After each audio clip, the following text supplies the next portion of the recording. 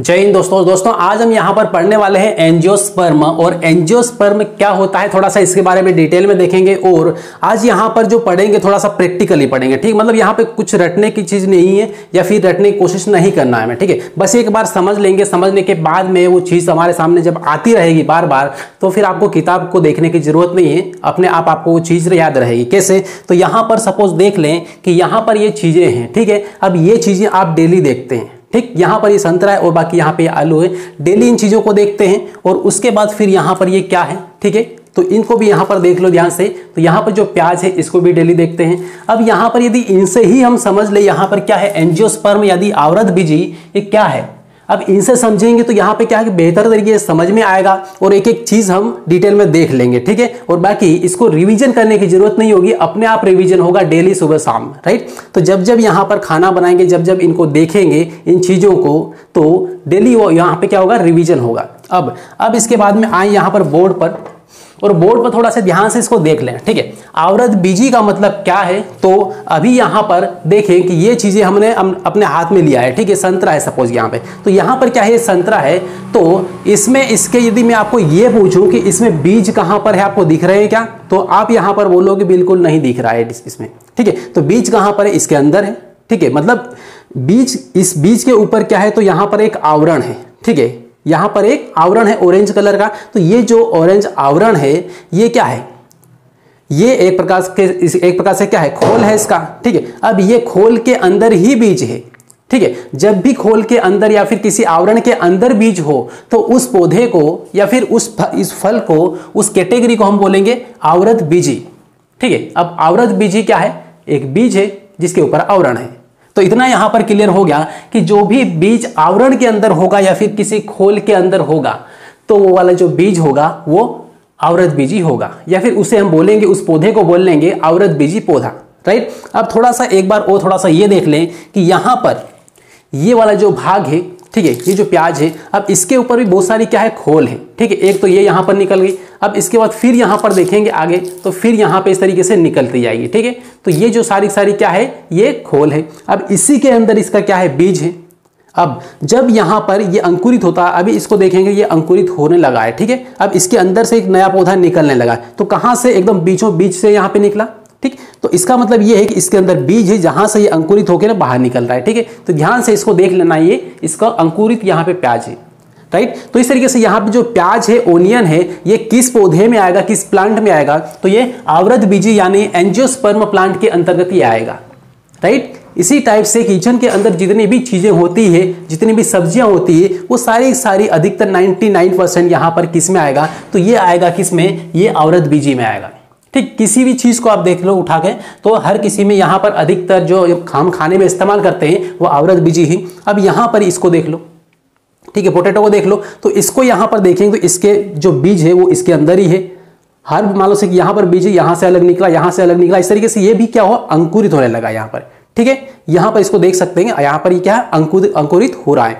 तो यहाँ पर ये सब चीजें मैंने बताई हैं, ये चीजें क्या है, ये आवृतबीजी है। आवृतबीजी पौधे से या फिर आवृतबीजी जो जड़ें होती है उससे, कंदमूल से प्राप्त है, ठीक। तो इस तरीके से ये है। अब यहाँ पर आप बताएं कि जो प्याज है, आलू है, या फिर लहसुन है, या फिर बैंगन है, टमाटर है, ठीक है, नींबू है, जितनी भी सारी चीजें हैं जिसको आप किचन में देखते हैं, वो सारी क्या है, तो आवृतबीजी है। क्यों आवृतबीजी है, क्योंकि बीज खोल के अंदर है, राइट। तो एक शब्द में यहां पर लिख रहा हूं, ध्यान से देखना। आवृतबीजी का मतलब है कि बीज कहां पर होगा, तो बीज होगा खोल के अंदर।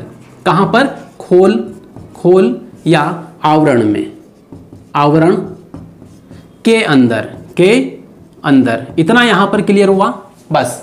अब जितने भी यहाँ पे फल दिखेंगे आप समझ जाएंगे, ठीक है। रिवीजन करने की कोई जरूरत नहीं है। यहाँ पे बहुत सारे स्टूडेंट ऐसे हैं जो पिछली बार ये वाला जो टॉपिक मैंने लिया था, पिछली बार पढ़ाया था गए साल, तो उसमें उस वीडियो को बहुत सारे लोग देखते हैं, और उसमें मैंने यहाँ पर ये नहीं बताया था कि जो आलू है या फिर आम है ये आवृतबीजी है कि अनावृतबीजी है, ठीक है। बस मैंने यहाँ टोटली ये समझा दिया था कि एक बीज जो खोल के अंदर होगा, वो सब जो पौधे होंगे, पेड़ होंगे, सब कुछ होंगे, ये किस में आएंगे, आवृतबीजी में आएंगे। केवल इतना बताया था, केवल ये नहीं बताया था कि यहाँ पर जो आलू है ये किस में आएगा, प्याज है ये किस में आएगा, लहसुन किस में आएगा। तो ये सारे अब यहाँ पर मैंने आपको क्लियरली बता दिया है कि ये किस में आएंगे, ठीक है। तो ये आवृतबीजी के अंदर आएंगे, राइट। अब यहाँ पर बीज का पूरा खेल है।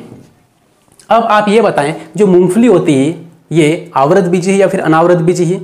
क्लियर है कि मूंगफली का बीज खोल के अंदर होता है तो आवृत बीजी हुआ, ठीक है। लेकिन यहाँ पर आप देखेंगे साइकस है, तो साइकस का जो बीज है वो डायरेक्ट आपको दिखता है, उसके ऊपर कोई खोल नहीं दिखती है, ठीक है। इसका मतलब ये क्या है, ये अनावृत बीजी है, ठीक है, जिम्नोस्पर्म है। क्लियर है, तो इस तरीके से आपको ध्यान रखना है। अब इसके बाद यहाँ पर इसके लक्षण की हम बात करें, ठीक है, लक्षण की इसकी बात करें तो सबसे पहला लक्षण क्या है, तो इसमें जो प्रजनन होता है, पर ये प्रजनन का जो मुख्य अंग होता है वो होता है पुष्प। मतलब जितने भी यहाँ पर पौधे हैं जिनमें फूल आते हैं वो आवृत बीजी के अंदर आएंगे, और फूल यदि किसी पौधे में आ रहा है तो उसमें फल कहाँ पर लगेगा, जब वो फूल हटेगा तो उसी के नीचे क्या होगा, एक यहाँ पे डंठल टाइप से रहेगा और वही क्या होगा, फूल के रूप में कन्वर्ट होगा। अब इसके बारे में डिटेल में देख लें कि यहाँ पे फूल के रूप में किस तरीके से कन्वर्ट होगा, या फिर इसका मुख्य लक्षण जो अंग है, यहाँ पे मुख्य प्रजनन अंग है वो पुष्प है, तो कैसे हैं, ठीक। अब इसको देखें, अब यहाँ पर क्या है, देखो यहाँ पर ये फूल है, ठीक है। सपोज यहाँ पर मान लिया कि एक भिंडी का फूल है, ठीक है। भिंडी जब लगती है उससे पहले फूल लगते हैं, सभी को पता है, ठीक। जिनके जिनके घर पे खेत है या खेत नहीं भी है तो ऐसे नॉर्मली भी देखा है, ठीक है। तो यहाँ पर ये पुष्प है, इस पुष्प का यहाँ पर दो भाग में इस पुष्प को बांट दिया है, ठीक है, दो भाग में बटा हुआ है। कैसे, तो उधर की साइड देखा तो ये वाला जो भाग मैंने लिखा है ये मादा युग्मक है, और इधर यहाँ पर पुंकेसर लिखा है ये नर भाग है, राइट। इतना यहाँ पर क्लियर हुआ। तो अब यहाँ पर किस तरीके से ये रिप्रोडक्शन सिस्टम इसमें काम करता है, थोड़ा सा इसको समझ लेते हैं, ठीक है। ध्यान से देखना है तब जाकर क्लियर होगा, अदरवाइज मिस्टेक हो सकती है। यहाँ पर देखिए इसको क्या बोलेंगे हम, पुंकेसर बोलेंगे। क्या बोलेंगे, पुंकेसर। और ये कौन सा भाग है, तो ये नर भाग है, ठीक है, नर भाग है। तो इस तरीके से यहाँ पे जो नर भाग है इसके ऊपर यहाँ पर एक संरचना आपको दिखेगी इस पुष्प के अंदर। देख लो दूसरा वाला पुष्प भी आपको यहाँ पर दिख रहा है, तो इसमें जो नलीनुमा संरचना दिख रही है आपको, उसको हम पुंकेसर बोलेंगे। पुंकेसर के ऊपर यहाँ पर पराग कण होते हैं, बारीक बारीक कण होते हैं, ठीक है, पाउडर नुमा संरचना के, तो बारीक कण यहाँ पर होते हैं। तो अब यहाँ पर ये वाला जो भाग है ये नर भाग है, और ये वाला भाग है ये मादा भाग है। इतना यहाँ पर क्लियर हुआ। अब इसके बाद यहाँ से क्या होगा कि कोई मक्खी आएगी, मक्खियां कहाँ पर, फूल पे बैठती है, तो मक्खी यहाँ पर आएगी, यहाँ पर बैठी है, सब दूर घुमा करती है मक्खी, ठीक, यहाँ पे बैठेगी अभी उधर बैठेगी। तो इस तरीके से ये हर जगह है, यहाँ पर पुंकेसर तो यहाँ पे भी है परागकण वगैरह, ठीक। तो इस तरीके से यहाँ पे बैठी है और मक्खी यहाँ पे बैठकर घूमते घूमते यहाँ पे पहुंच गई, बीच वाला जो भाग होता है, ठीक है, व्रतिकाग्र जिसको हम बोलेंगे, यहाँ पर गई। तो यहाँ से उसके पाँव से, ये पाँव से यहाँ पे चिपका क्या, परागकण।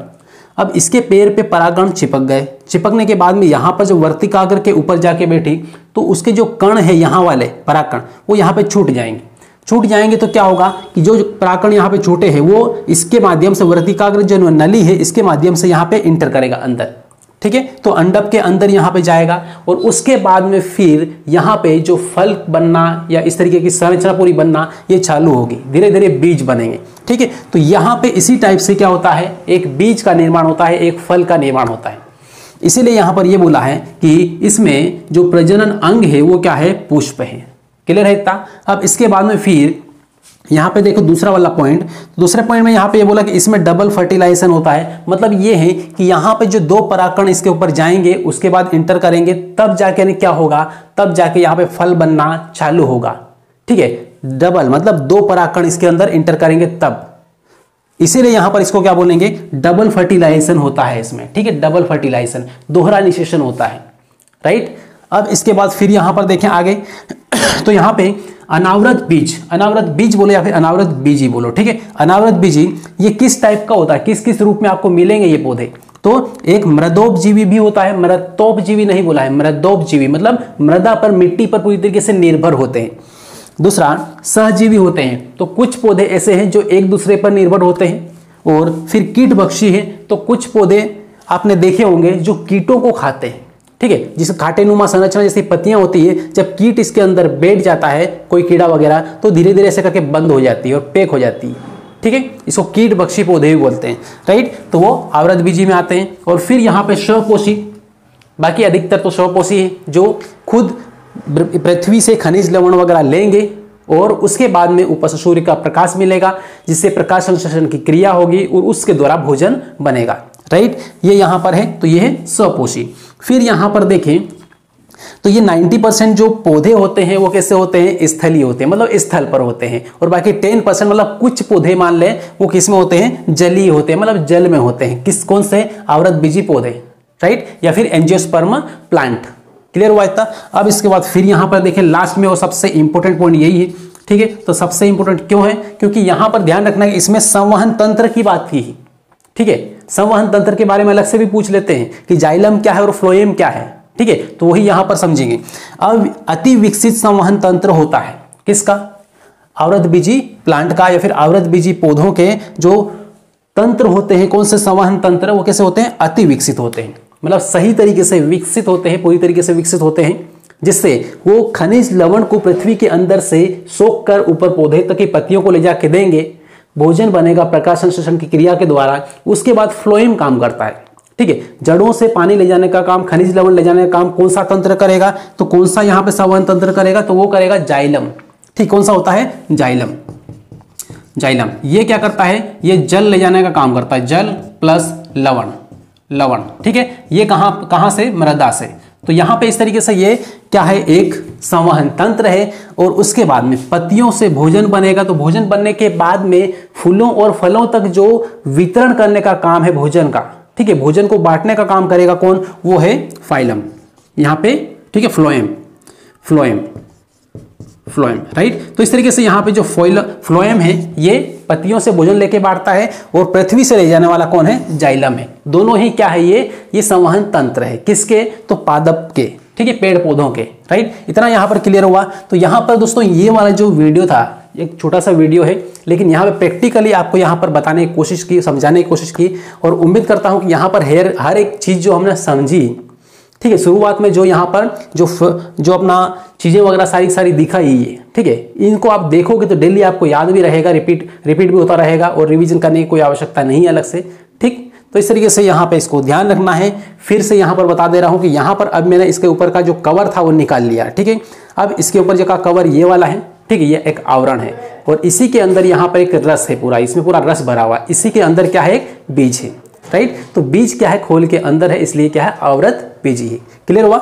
चलिए, तो इसको यहां पर ही एंड करेंगे, और लास्ट में आपको एक काम करना है, इस वीडियो को लाइक कर देना, चैनल को सब्सक्राइब कर देना, और बेल आइकन दबा लेना है, और बाकी जितना ज़्यादा हो सके शेयर जरूर करना है, ठीक है। और हाँ, ये जरूर बताना है कि और कोई सा फ्रूट्स वगैरह, और कौन सा कोई झाड़ी है, या कोई फल है, या फिर कोई पेड़ वगैरह है जिनके बारे में आपको नहीं पता है कि ये अनावृतबीजी है या आवृतबीजी है, तो आप कमेंट जरूर कर सकते हैं वीडियो को पूरा कंप्लीट देखने के बाद में, ठीक है। तो चलिए मिलेंगे अगले वीडियो में, तब तक के लिए बेस्ट ऑफ लक।